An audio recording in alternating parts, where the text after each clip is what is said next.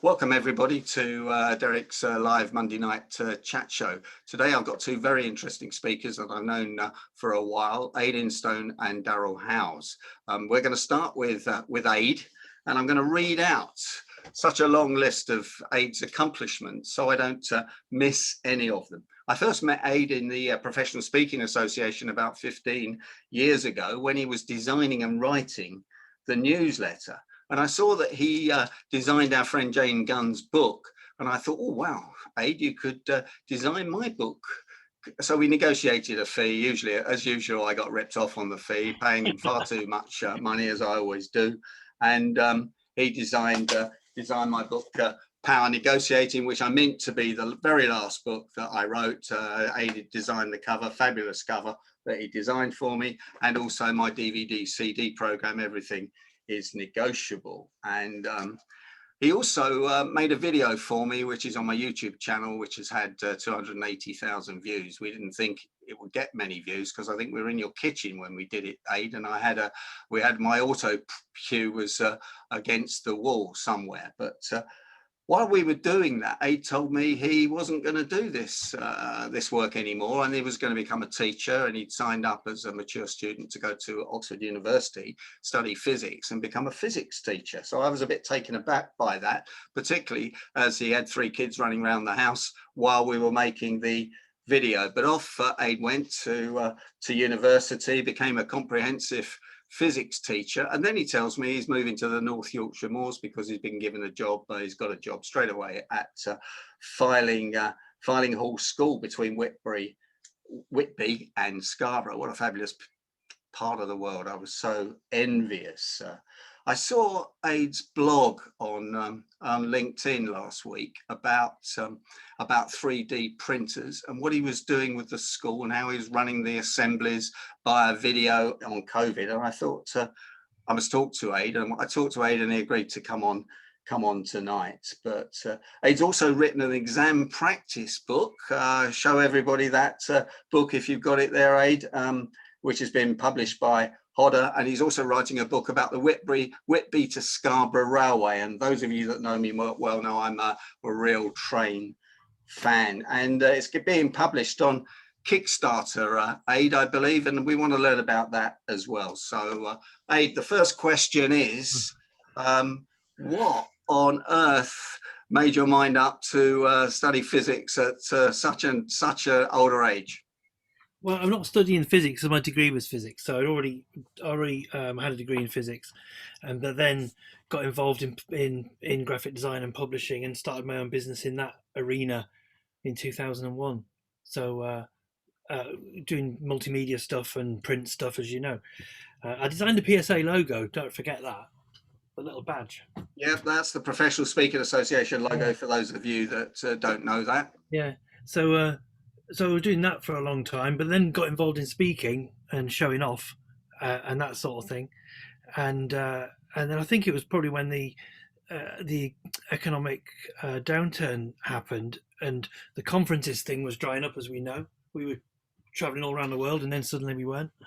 And it just made me sort of reassess what I was doing. I thought, which bits do I like doing about the work I'm doing? I like inspiring people, but I don't like sales. Right. Yeah. I don't like doing my own marketing. I like doing other people's marketing, but I didn't like doing my own. And I didn't like doing nothing was another thing. And somebody suggested, well, you maybe get involved in lecturing or teaching, because then you can do that bit all the time, the performance bit all the time. And I thought it was a stupid idea. And then a year later, I thought it was a good idea. So that was that. It was one of those things where, and everyone here must have made a decision in your life when you don't actually remember making it. It's like when you, I don't know, maybe it's just me, I'm speaking out of turn, but it's like when we agreed to get married. I don't ever remember agreeing to it. It sort of just happened, didn't it? It's the best decision I can't remember making, that sort of thing. So yeah, so it just, ended up, did a master's in teaching and learning, and because that was the bit I'm interested in inspiring people, and interested in the psychology of creativity, which is what I was talking about when I was doing the speaking, about what makes you creative? What is innovation? How can you be more creative? And in terms of the school, how can I get across these ideas? In physics, I bet everyone here has an experience where they've either loved it or hated it. Probably hated it, and I bet if we ask people later on, what was it about school that you remember, and you probably that there was a teacher you liked, or there was an inspirational moment, or there was something that made the subject come alive. So I thought, well, I want to be that guy. I want to be that person in somebody's life that turns them on to something useful, turns them on to something in their life that makes a difference for them. They can go on and make some positive change. So that was the reason for the teaching, and the more you get into these sort of things, as the more interesting ways you find of making it work. So it's the creativity angle that I'm really interested in, how to inspire the kids. I'll tell you a couple of little stories of stuff that I've done recently. There's loads of stuff I could show you, but I haven't got it here. But I got this here. I started a creative writing group, and my reason was that boys aren't readers, right? On the whole, less boys are readers than girls. And I thought, how can I engage these boys in being better at literacy? And so I had this idea of starting a creative writing club called the Intergalactic Writers Guild. And I got these boys in who weren't very good at writing or reading, and got them interested in science fiction. And then we started getting even ghost stories.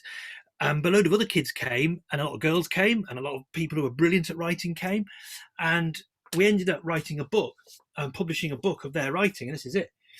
And it's on Amazon. So it's a collection of students. Picture what they probably won't. Hold it still. Hold it still. It won't do it. It's too dark in the background. But it's a collection of short stories and illustrations by the kids in the school. I think there's 100 kids in it or something like that. And that made a difference to a lot of those kids. From being someone who didn't read to someone who's now a published author. So I used those skills that I'd acquired in his earlier life that Derek's talking about to get the kids to push them in a direction they might not have gone in. So that's what I like about the teaching, is getting them out of their comfort zone and getting them to do something that they perhaps wouldn't have done. And with physics is interesting because you could say, well, a lot of people don't like it. It's too hard. A lot of people think there's too much maths in it, or there's a classic sexism going on in it. And so I've been trying to address that in my work as well. So on my wall in the lab, you'll see there's 79 posters of women physicists, so that the girls who come into the room know that this is a place where they can succeed because there's the evidence. Because the evidence isn't very anywhere else. There was I did a blog on this, Derek, actually the other day. There was a survey done by Teach First who said that in the science curriculum, this is biology, physics, and chemistry, there are no women mentioned in it. Wow. In the national curriculum. And I thought this is interesting, so I thought I'd investigate it and check it out. And it is true. But there's a reason for that. And the reason isn't quite what you think. So there's no women in the science national curriculum. But there again, there's no men either. And you think, hang, what are you talking about? And the reason is this, that a curriculum is a list of topics. So there is no history of science in the national curriculum. It's all topics. I teach it as a history of science because I'm interested in the people involved, and it's more inspiring that way. So the men they were talking about who are mentioned in the national curriculum aren't mentioned by name as a person. They're a unit. So the joule, the Celsius, Newton, watts, all of those, the units of all the things that we measure, they're all men. And there we are. So if anybody thought we were onto something, then we weren't, now we are again. So all the units are all men. There's only one that isn't, and that's the Curie, radioactivity, which is Marie Curie. So then we're back to the story of why is that? There are plenty of women scientists. Why no units named after them? So we're back into there is a gender bias, and so I'm trying to address that in how I teach. And how I do that is exactly what I just said. Is I teach with the history of science. So the stories of the people involved which includes the things that went wrong, which includes the things where mistakes were made, which is vital for science, because what we're teaching is critical thinking. You've got to be able to analyze something and think, is this true? Rather than here's the dogma of what is true. So I'm not telling you this, let's worship Einstein. I'm more likely to say, let's figure out whether he's right, or let's figure out why he thought that. And that's more interesting. It's more engaging, and when you tell those stories, I can tell the story of Lisa Meitner, who discovered nuclear fission, which led to nuclear power and the bomb, although she wasn't involved in that. But you tell these stories about these people like de Chatelet, who proved Newton was wrong about kinetic energy and discovered the formula for kinetic energy. So there's lots of women out there, and their stories need to be told. So that's the part of what I'm doing. A very long answer to your question about why am I teaching physics, and it is, it's a way of inspiring people and children especially. And so that's the answer to the question, Derek. I remember when I was sitting in your house in Cowley Road, Oxford, with the traffic whizzing by and really busy, you saying, I've got this form to fill in to get a government grant. I don't know if I'll get it, so that I can have a year out to go to, I think it was Oxford University you did your master's at, wasn't it? Just down the road.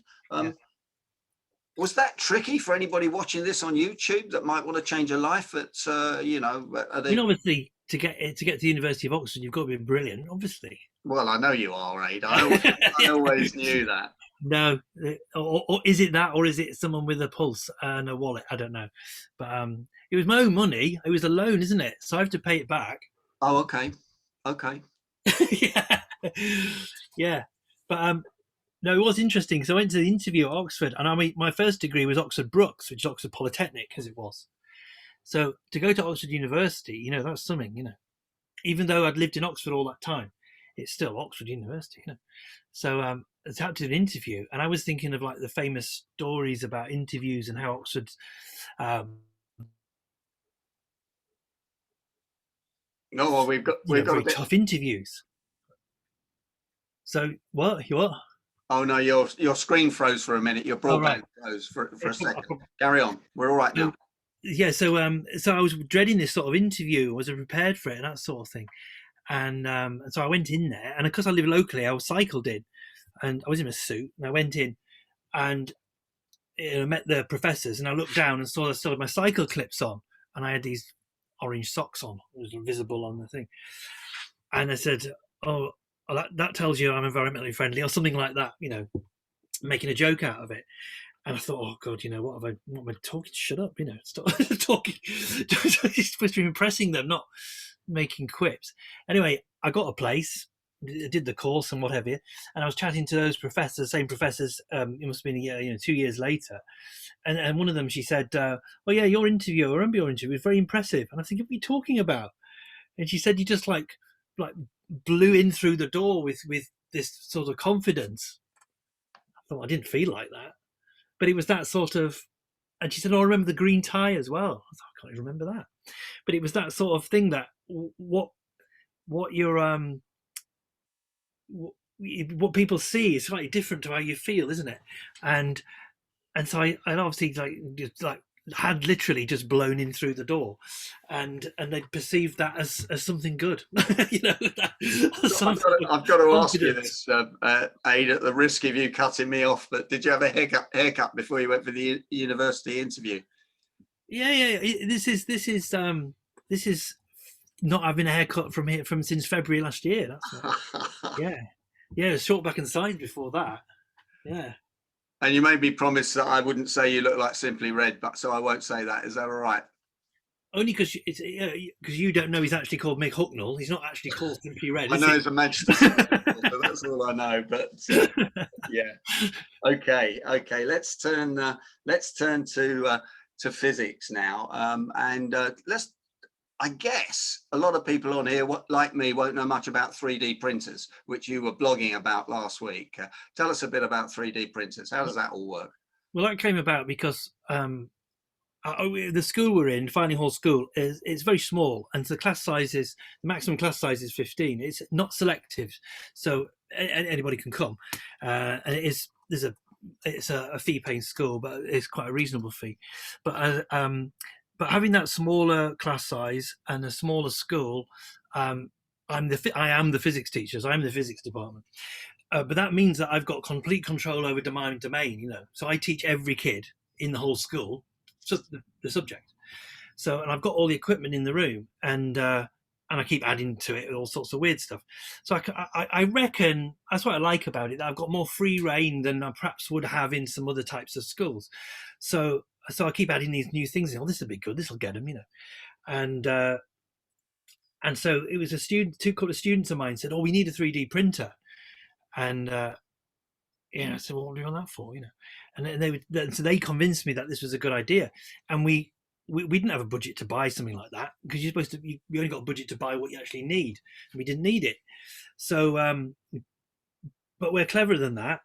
See, we'd done this book, so I made a little tidy profit off that, and I did a yearbook, which is this sort of thing with photographs in it, and I made a bit more profit off that.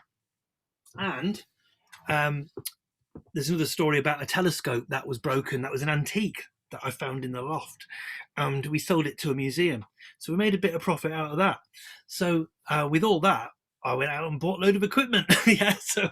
So we got this 3D printer recommended by my A-level students, and it was quite brilliant, and it's simpler than you think. And the analogy I was talking to Derek about yesterday when we were talking about this was, if you think back to the 1970s, nobody had a computer in their home, but you'd heard of them. I mean, big business might have them, and then in the 80s there was home computers. Here's mine here. Right. And but there's a story about that. It'll be relevant in a few seconds. And so we could get home computers, but only a few people had them, only the hobbyists or the young kids and this sort of thing. But now computers are, it's just a piece of the furniture, isn't it? It's something we have, something we use all the time and take for granted. And everybody's got a printer. You've probably got a colour printer. I mean, who has a black and white printer, So we've all got colour printers. It's just weird how quickly that's happened. It's unthinkable that just a few years ago that would happen. So the 3D printer is something that you might have heard of now, or seen me talking about it, or you've seen them somewhere. But my prediction is that we'll all have one. Within 10 years, you'll all have one. And it'll be a consumer unit, just like your ordinary printer is now, just like your computer and your laptop and your iPad and your Alexia and all those things are now. It'll be something that you'll have.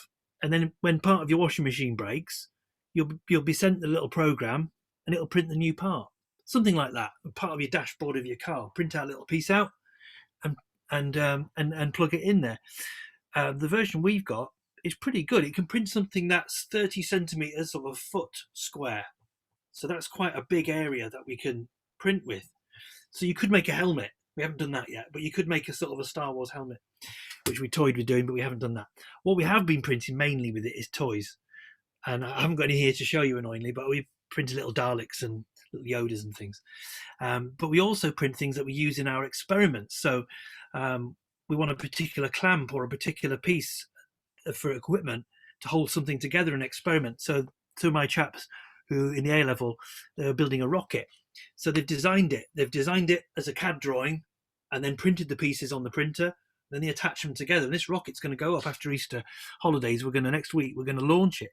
And it's going to have a camera on it, an accelerometer on it, and an altimeter on it, and stuff like that. It'll take loads of readings as it goes up. Then there'll be a parachute will come out, then it'll float back down, and we'll be able to retrieve it.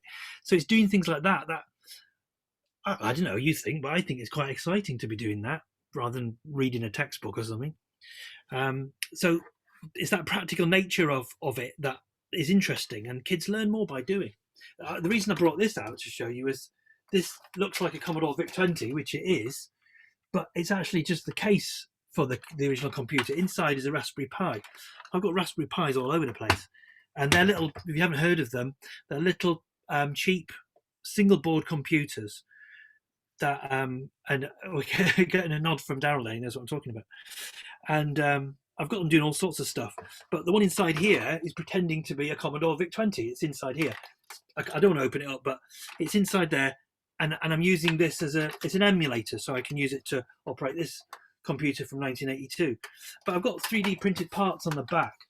You can probably see there. These panels here have been made by the 3D printer, so I can put the modern ports in that are feeding the little mini computer that's inside there. And you think, well, why has he got that? What's he doing with that? Well, there's another thing. So we're controlling our experiments with Raspberry Pis and with computers, but I'm also teaching computing using 1980s equipment. Why am I using 1980s equipment to teach computing? Because you can actually do it. Because if you switch that computer on, it won't do anything until you program it. Whereas if you're trying to teach teach programming on a Mac, well, kids are just going to go to YouTube and mess around. It's a brilliant multimedia computer, these ones that we're all using today, and they're not good learning tools because they do everything, don't they? So get an 8-bit computer, and I'm teaching the kids to learn that. Then we can learn actually how it works, and that comes back full circle back to the physics. It's about how does the universe work? How do things actually work? How does your smartphone actually work? And we can do experiments to find out. So we're taking things apart, figuring out how they work. And I'm not saying that's unique. There must be other people doing that, but that's my raison d'etre, my thing, the way of doing things. Find out how does stuff work, but let's actually do it. Let's actually take the thing apart. Let's actually program this computer and get it to do something, even if it's something fairly simple. Brilliant. Now tell me about COVID and assemblies, when the head teacher said to you, how are we going to run assemblies and how are we going to handle this COVID thing? And you said, leave it to me, I think. Yeah, because I walked into a trap when I started at the school, because we walked into the first assembly, and because it's a small school, we can get everybody in the room for the assembly. So we're all sat there, and it was supposed to be the vicar. He was supposed to be coming to give the assembly that day, and he didn't come for whatever reason.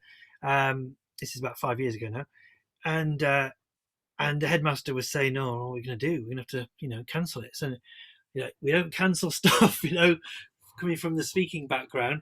And I thought, I'll do it. So I went up on the stage and gave I'd like to think, a captivating assembly for 15 minutes. Yeah. And it must have been because there was a kid who came to me 4 or 5 years later, and he said, "Oh, I always remember that. Always remember that first day when he told me that story in the assembly." So it's an opportunity to show off, and it's an opportunity to inspire the kids, and it worked for the teaching, because then they're seeing me making jokes, they're seeing me on stage with the guitar or whatever I'm doing, and they think, well, this guy's all right. He's a bit of an idiot, but and that's how I managed to control behaviour and performance. Is that you can't out weird me, and you can't be you can't be stranger than me, and you can't be more ridiculous than me. So good luck with that. So it tends to keep the kids on board and them to get involved in stuff. So I ended up doing the assemblies. That's the problem. You stick your head above the parapet and you volunteer for something, then you're stuck with it, aren't you? So that's what happened. So I was stuck doing all the assemblies 3 times a week for the next 5 years until the COVID thing. So come on then, what did you do with COVID? Suddenly the kids are at home. Yeah, so the headmaster said, how can we keep the communication going? So I said, well, I could do a video of it, but I'm not just going to video an assembly. It's been boring, isn't it? On stage it works, but so I said, what we'll do is I'll make a chat show. So I made a chat show, not like this type of thing where we're all watching live. It was pre-recorded with one guest and done. I got a green screen and a puppet, and got the kids to make little animations to put in it. And it was based on the sort of American chat shows that I've been watching, things like Stephen Colbert and Seth Meyers and those type of guys. And I thought it's a good format. It's sort of lighthearted. We can get across the important messages on mental health and resilience and all these other things. And I can tap up and call in favours from loads of speaker mates as we go. And I can put in I'm going to put before I forget, Derek, I'm going to put the links in the chat. I've put them in, actually, if they're the right ones, Ayd, the ones you gave me yesterday. Right, yeah. So anyway, if you want to have a look, you can have a look. But I'm pretty, especially later on, they get funnier as they go, actually. And but then by that time, I suppose I've been spending all that time alone doing it, that start to go a bit doolally. and it's on. You can see it on the video Well, because I'm doing this puppet thing. But they're the YouTube links in the yeah, chat yeah. box. So if anyone wants to copy and paste them into their computer before they disappear, you're very welcome. You know, it's that thing. If I'm in a conversation with you here now and I'm talking and rabbiting on, you have to tell me to shut up. But I was doing that in the film, but I'm doing it with a puppet. But I've written the lines for the puppet, so it's sort of, you'll have to see it. You know, it makes sense. Wow. Wow. Yeah. And I guess that went down really well, and that's all on YouTube. So is that on? What's that on your YouTube channel or the It's the school? school on the schools. On the school's YouTube channel. Now, I'm a bit of a fan of the railway, Whitby to Scarborough railway line, and any of those. You're publishing a book about the railway, which is going to be in colour, I understand, even though the pictures are in black and white. But you're funding it on Kickstarter, which I'd never heard of before. Kickstarter I is. bet there's people here who know more about it than me. I don't know hardly anything about it. Well, Daryl's nodding, but I'll have a look at the body language of everybody. I'm not sure they will be. But no, it's a great idea because it's this thing. I was the railway line is out the window there where I was showing you earlier, and it was dismantled in 1965. It's following on from the beaching cuts, and people around here are outraged and still outraged. You know, now 55 years later, because it was one of the lines that was making money.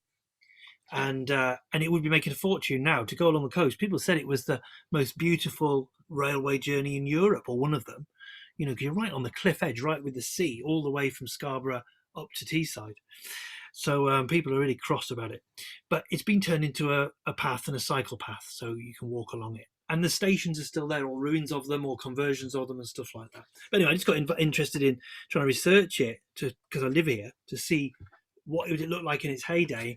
Came upon loads of photos, spoke to the archivists of the families of the photographers who took photos, and they're all black and white because cheaper, isn't it, to do black and white photos in the 40s and 50s, and actually the late 1800s got some really early photos. But there are techniques, you know, we've got these techniques now. There's artificial intelligence which can upscale images and make them higher res. And I start off with the system to put the colour in, and then fit about in Photoshop to get the colours right. So I've created a batch of colour photos for images that there was never colour photos for. And so people on the Facebook forum said, oh, if there was a book of this, I'd buy it. So, but I don't want to go make a book. It'll cost a lot of money, take a lot of time, won't it? So the Kickstarter thing, the idea there is, as some of you know, is you don't do it until you've got the money. It's a brilliant idea, isn't it? Why haven't we thought that? Think of that before. So the idea is that the Kickstarter for website is all done for you. You just upload the project in the most convincing way you can. So obviously photos of what your thing's going to look like that people are going to buy. And then you could direct people to that. They know that they're going to have it at a good price. And they know when it's going to arrive. Say it's going to arrive in December. So they don't have to wait for it 6 months or something. But if they put into the project, they'll get it. If they don't put into the project, they won't get it. And if the project doesn't reach your target, let's say it was 100 sold or 1,000 sales or something, if it doesn't reach that sales target, then you don't do it and they get their money back. But if it does reach that sales target, you've got the money to fund whatever it is you're going to do, in this case printing a book. So it seems like a good idea, doesn't it? It sounds a brilliant idea, actually, and I want a book already. So you've only got 99, and yeah. Anybody else wants a book, put it in the chat show. Yeah, put it in the chat box, and but it's going to be 200 quid, Derek. Thanks, Ayd. No, it sounds great. And you also said the proceeds are going to go to charity, to your son's charity, Fragile X, as well. Yeah, so because my son has a genetic condition which manifests as autism, it's called Fragile X syndrome. It's a inherited genetic condition, and that's caused him learning difficulties. He's 15 now, but he loves the railway. He loves steam. He loves everything about it. And we volunteer as well when we can. We haven't been able to last year, on the North Yorkshire Moors Railway, which is the first railway in the world, ladies and gentlemen. Did you know that? Wow. First railway in the world, built by George Stephenson, no less. No, well, we didn't know that, but Alan Kay, who's on here, who you may remember, lives in Pickering, has been walking on the North Yorkshire Railway this morning. And yeah, brilliant. filming, doing going on at that point. Yeah. Ayd, I'm going to stop you there. There's some questions in the chat box, but I'll come back to them after we've heard from Daryl. But can I ask everybody just to give Ayd a clap in the usual Monday night chat show way? Thank you very much. Great job, Ayd, and we'll be back to you with some questions, and also after I've closed the window down as well.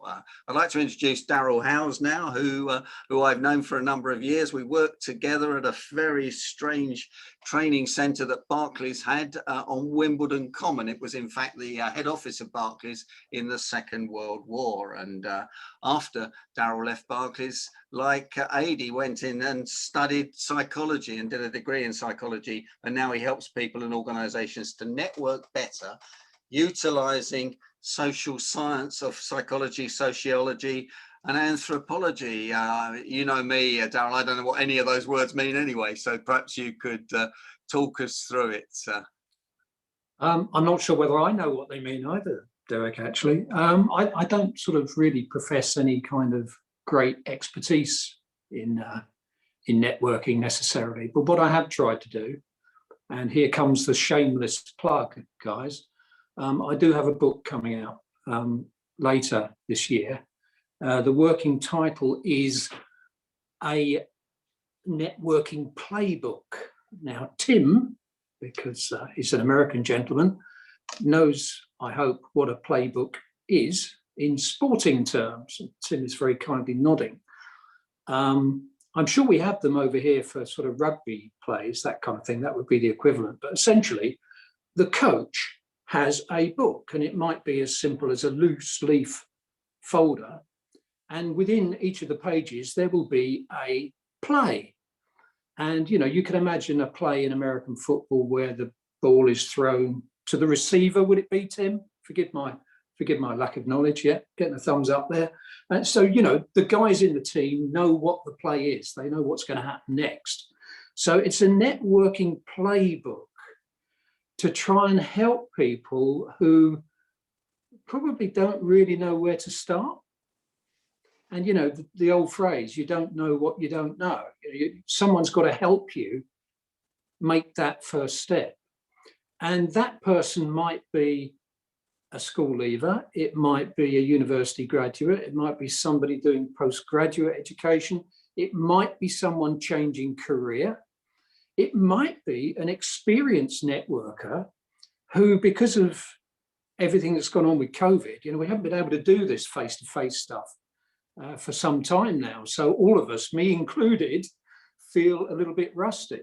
So, and obviously the other thing is things like fundraising for charities, where you need to network with people in order to get those pennies in the pot. So, as I was saying, this book, it's a fairly short book. It's intended to be easy to access. We've got some funny bits in it. I'm working with a very, very talented young graphic artist who does images in manga style, so Japanese manga, which is a very sort of interesting style of actually producing an image. So we hope that will provide some fun throughout the book, and that's really what the book is about.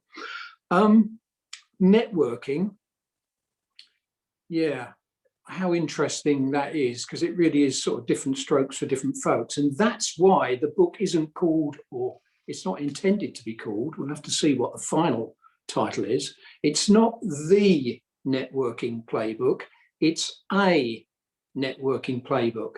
And the message that I wanted to get across there is, look, I'm not the font of all knowledge. What I can give you is a structure, if you like, a kind of a scaffold. But what's really, really important for authenticity reasons is that you're able to overlay your own character, your own personality over that particular scaffold, which I hope I provide. So it's not the networking playbook. This is the way to do it. There's no other way to do it. This is the word. You've got to do it this way. No, no, no. It's a networking playbook that you can work on and develop yourself.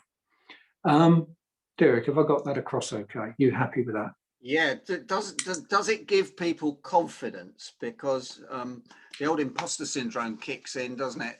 When people go networking, people yeah, going networking. Well, Well, it's interesting that you should mention imposter syndrome. I don't know if anybody's read the original paper. Two lady researchers. We had Kate Atkin on Okay. talking about it. Okay, so it was actually called imposter phenomena. Yeah, she told me off as well. I got a slap for that as well, but I still carry on. You know yeah.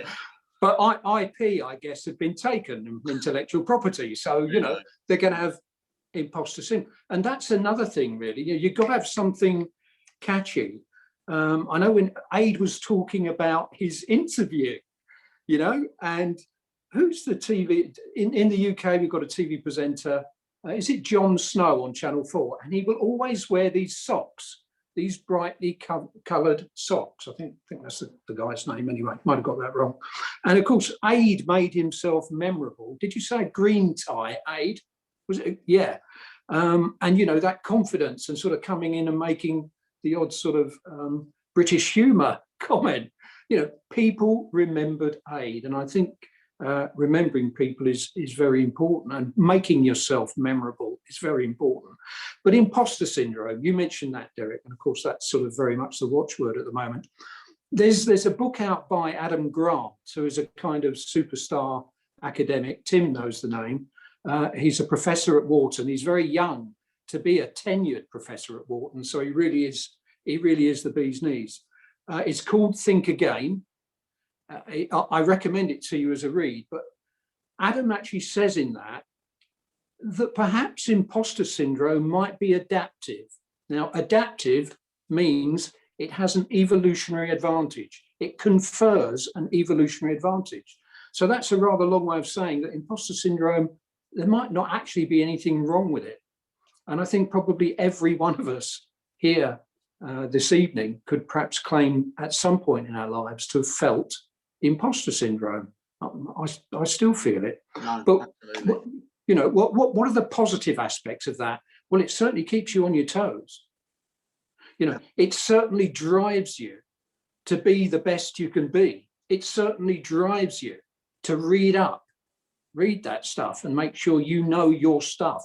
And we know that all successful people, you know, why are they successful? Well, the ones I know, there's no great secret to it. They get up earlier than anybody else, and they work harder than anybody else. Now, if you don't mind me saying this, Derek, you're a perfect example of this. You know, you just work damn hard.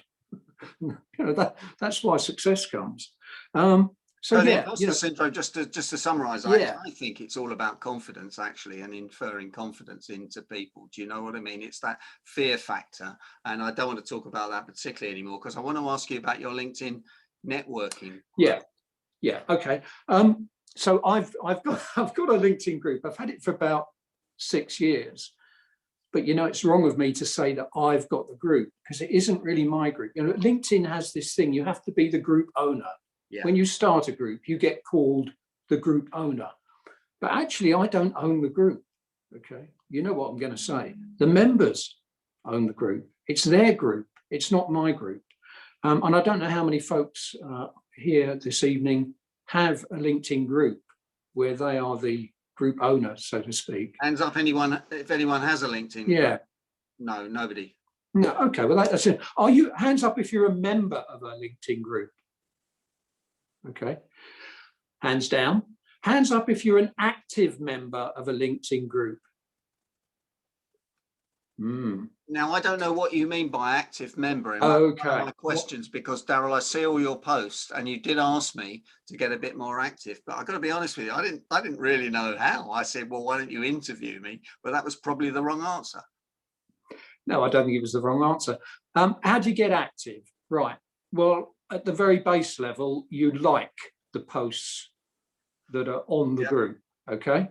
So you like them. But that's not really great. I mean, it's a bit like having, I don't know, Twitter followers, you know, I meet people, I've got 2 million Twitter followers. Well, great. But what, and they know you personally, do they? You know, if you're going to have a group, if you're going to have a community, in fact, that's a much better word. What I've been trying to put together is a little community of people, okay? And those people know me, and I know a bit about them. I know what their likes and their dislikes are. You know, I know maybe what their objectives are, which is a very important thing in networking. Again, this is in the book. Don't just go to a networking event. Do some homework. You know, find out things about the event so that you can talk in your small talk, but also go there with an objective. You know, I don't know, if you're just starting out, I'm going to have 3 good conversations this evening. When I've done that, I'm going to relax, and then give yourself a pat on the back. Yeah, make it easy on yourself, really. Anyway, coming back to groups. So it's not about me, and I'm just speaking about my experience of my group here. I don't have a magic bullet. How many people are in the group? Okay, we're now about 470, which Okay. isn't a huge number, but frankly, I'm toying with the idea of putting an upper limit on it, actually, because I do wonder whether we want too many people in a group. So maybe that's learning point number 1. It depends on your objectives, you know, in running a group or being a member of a group. How many people do you want in that particular group? What are your objectives for running this? My objectives, again, it links with the book, really. You know, the group is called Strategic Business Networking, and that's the sort of method that I espouse. Networking, well, that's obvious. Business, well, sorry guys, if you're going to network, invariably it has a business aspect to it. You know, if you're going to use networking to get a job, jobs are about business, and that may seem obvious to you folks, but when I'm talking with an undergrad or a postgrad, they don't always get that. Okay, so that's the strategic business network. The networking is straightforward. Business, there's a business aspect. Strategic, as I was saying a moment ago, there needs to be a strategy. You know, why are you doing the networking? What are you going to do? Where do you want to get to? You know, you're starting here. Where do you want to get to? And you need to make sure that your networking activities follow that self-defined strategy. So Derek, that's why I've got the group, really, to try and help all sorts of people, and there are all sorts of people in the group, Sure. help them become better networkers. Okay. Daryl, we're nearly out of time. Have you got another last point you want to make? Yeah, a very important point. 2 very quick things. Get some headline names in the group. I'm very lucky. I've got some fairly well-known people in the particular sphere that I deal in, which is occupational psychology. And the second thing is, have some people in there that make some noise.